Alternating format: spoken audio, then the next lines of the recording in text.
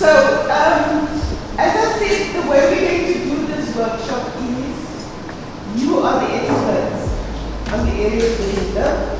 You are the experts on your own lives. You are the experts on the society that we live in. And people that, like us, who come from the university will sometimes ask you for your information, will ask you and ask you. Then we go back and we say we're the experts on violence. We are not. Together we are experts on violence in the society. As I was saying to them during the week when we had a meeting, I said, we all are students of violence in the society because we were born into the school of violence. This is one of the most violent societies in the world. And that's the kind of work we're going to do today. But first, let's ask you to do on your own. I will walk around and just see how far people are, and I'll say come back. I don't work strictly towards time. So if you could sit on your own first and think about what's positive in your neighborhood, in your community. Positive, right? We'll talk later about that. Or good, what's good about your community. And the next thing is what is good about this country that we live in. And the next thing is what is good about the world. The community members, they don't want to go to meetings, but they didn't know there's nice things they share with us, especially our youth that is unemployed. So we share the info we got. Come, there's a meeting tonight, now 5 o'clock there by the civic or there on the fields. You must come. There's a lot of info about the jobs, unemployment, and how you can go about everything. You know most how it works in the community. So you showed here this morning that you are capable of doing what we call a level self-analysis approach, right? Some even spoke maybe about the past or the future, which means that you are capable of doing a trans-historical analysis across history, right?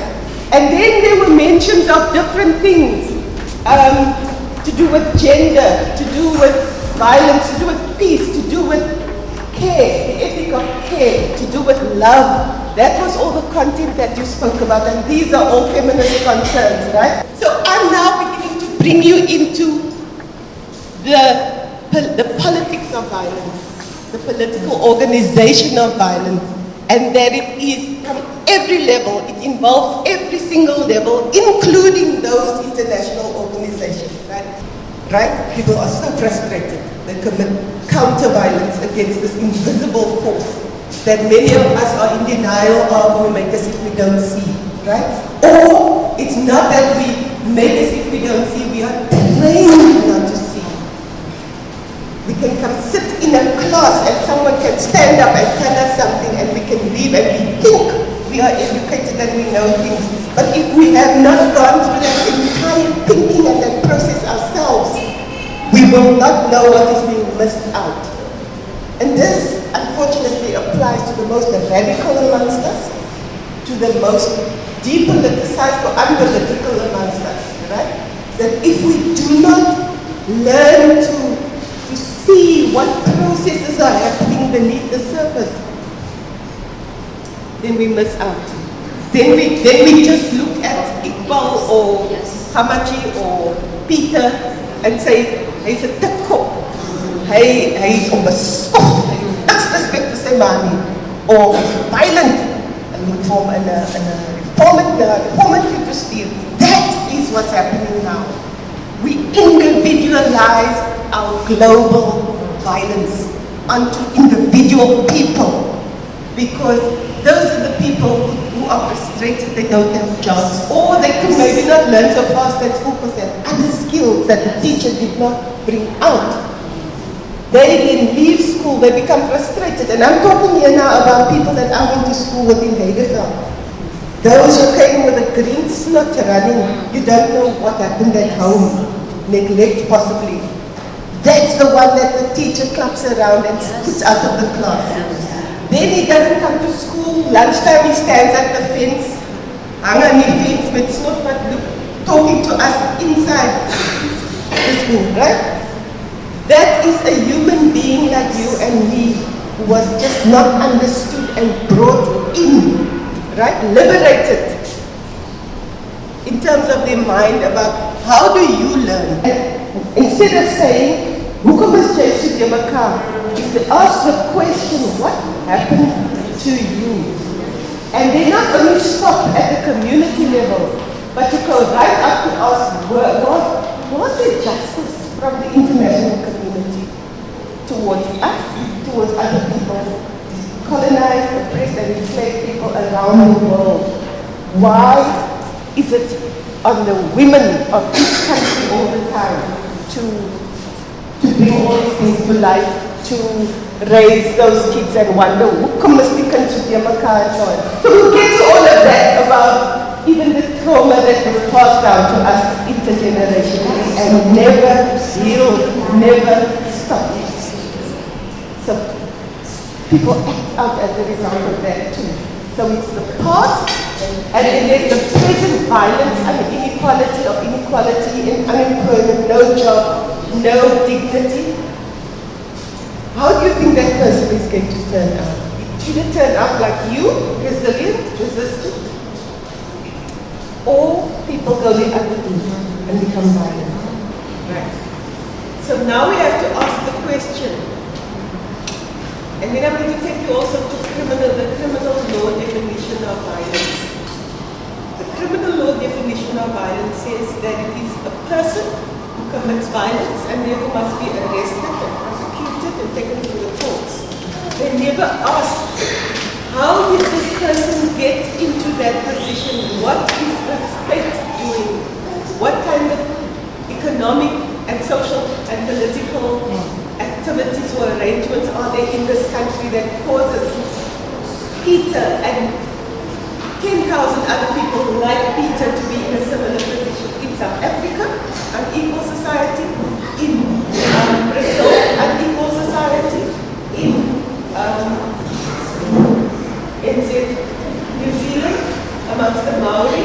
Do you get where I'm going with this? That what we've been trained to do is to look for solutions at the micro level. Peter showed himself incapable of. So what safety net is there for Peter? Right? The condition that he is in is created by the state and the world order, the way the world is organized. Right? How come it is Peter alone that must find solutions? Go for skills training. Go and see the doctor. It's correct that too must be done, but the solution should not, as with the criminal law definition of crime, it's a macro level problem, and we only pitch micro level solutions at it, whereas we should try to pitch like everything we have to throw at, including the pigeon we should be throwing at this problem. But what we do is, some criminologists call it, we responsibilize Peter and leave the entire society off the hook. And we can then sit in judgment of Peter. If Peter doesn't do what we tell him to do at the micro level, never mind if Peter's mental health is not great and so on. So that's the subtlety of individualizing violence, which comes from the other levels which we will still discuss. Those levels interact, it's invisible. Then there's a third kind of physical violence, induced by the cultural violence, interacting with the structural violence, interacting with the psychological violence. And that is, I tried to put a name for it. At some point I called it oppression-related illnesses. But the more I think about in the way that you previously presented with the different kinds of oppression and violence, I would be moving towards calling it dehumanization-related violence, because when we hear the word oppression, we think just it's a state and people. Whereas dehumanization is those everyday things where I'll greet you but I'll ignore you. If it happens to you every day, what do you feel like? What is your self-esteem like, and so on? So those are the ways in which we are a structurally violent society.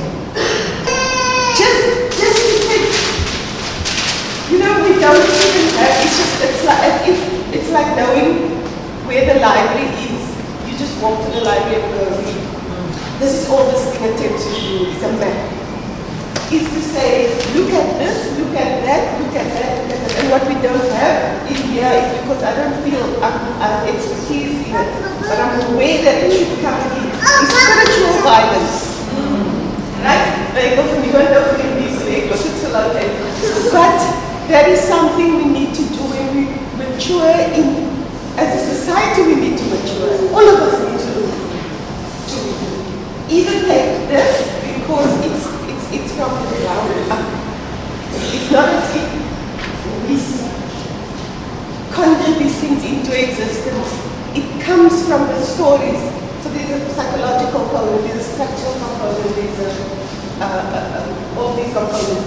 But all we do as brilliant people in the society who hold big positions, blame just at the micro level. Fix only at the micro level. And then, this is what I'd like to end on. It leaves all of that invisible violence that Zelda so visibly showed us what happens. It leaves all of that violence intact. And dan wil hulle wat is dat nou vertel? Rakel weg. Right? Kom ons bid. In fact, you can look in this book, when you get this book, there's, I don't know which page it is now, but I extracted a quote from Steve Biko, who says, preachers stand on pulpits every Sunday, heaping blame on the murderers, on those who steal, those who commit adultery and all of that, but nobody talks about this. Well, he didn't say structural violence, but he gives a few examples. That's what he effectively said. Nobody talks about how we're going to deal with the structural violence, but we want to heap blame in a place of worship, in your home, from your in-laws, from your family, from the guy's friends, and all of that. It's not a joke. It's our everyday experience. And so what we need to really, and this is just, as I said, it's a map. Change it, change the words, change everything about it, but understand that you have extracted this knowledge from your visceral knowledge, your feelings when you yourself have been assaulted or someone else, from your vicarious knowledge because you've seen it in someone else's house, from your tacit knowledge because in the ways we behave, even though it's hardly like that, because it's automatically we know not to go here, there, and that, because we have tacit knowledge about the violent architecture of our society. And all we needed to do here today is to walk you through what is the analysis that is required, that comes from the ground up, and that met, as I call it, met and modified existing theories by other people who don't know our lives. And with Henrietta and Tshisimani, over time, you're going to, on your own, remember this day and think we did levels of analysis on that day. Right? And we did it like this, and this, and it was easy, and we laughed, and we had fun, and every person had an opportunity to speak. There was liberation of the silent voices. There was, nobody was silenced. You weren't just present in the room and didn't get an opportunity to say or do something. So all of those things that are feminist things, feminist ways of caring, feminist ways of doing that we don't even take notice of, all of those things happen between 11 o'clock and 20 past 12. So you need to congratulate yourself.